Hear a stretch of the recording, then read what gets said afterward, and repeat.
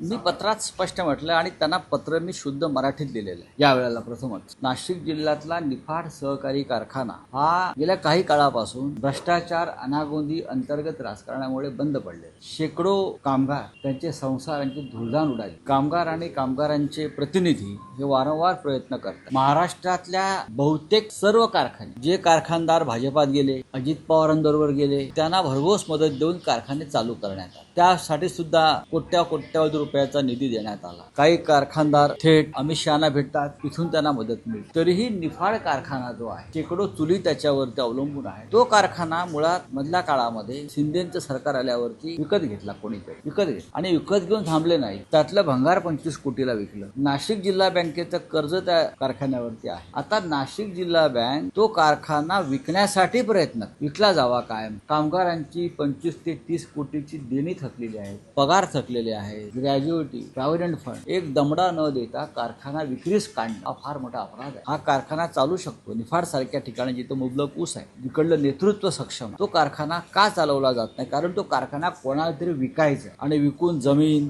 भंगार, इतर गोष्टी विकून त्यात पैसे कमवा. अनिल कदम त्या भागातले शिवसेनेचे नेते, त्यांचं माझं आता बोलणं झालं. हा विषय त्यांनीच माझ्यासमोर मांडला. मंगळवारी निफाडकरांचा मोर्चा, प्रचंड मोर्चा निघतोय कारखाना चालू करण्यात. अनिल कदम यांच्या नेतृत्वाखाली त्यानंतर निफाड सहकारी कामगार संघ आहे, त्यांचा एक मोठा मोर्चा निघतो. मी स्वतः या विषयावरती अमित शहांच्या संपर्कात आहे आणि माझी विनंती आहे, महाराष्ट्रातला नाशिक जिल्ह्यातला कारखाना जर अमित शहांनी चालू करून दिला तर सहकार मंत्री म्हणून ते खरोखर काम करतायत अशी माझी खात्री पडेल. नाहीतर त्यांचं सहकार खातं हे बँका, सहकारी बँका, त्यातले प्रमुख, साखर कारखानदार आपल्या पक्षात यावे त्यासाठी दबावाच्या राजकारणासाठी ते करतात की काय? हा कारखाना त्याने चालू करून आम्हाला दिला पाहिजे. निफाड सहकारी साखर कारखाना मंगळवारी हजारो कामगारांचा मोर्चा आमचे अनिल कदम काढतात.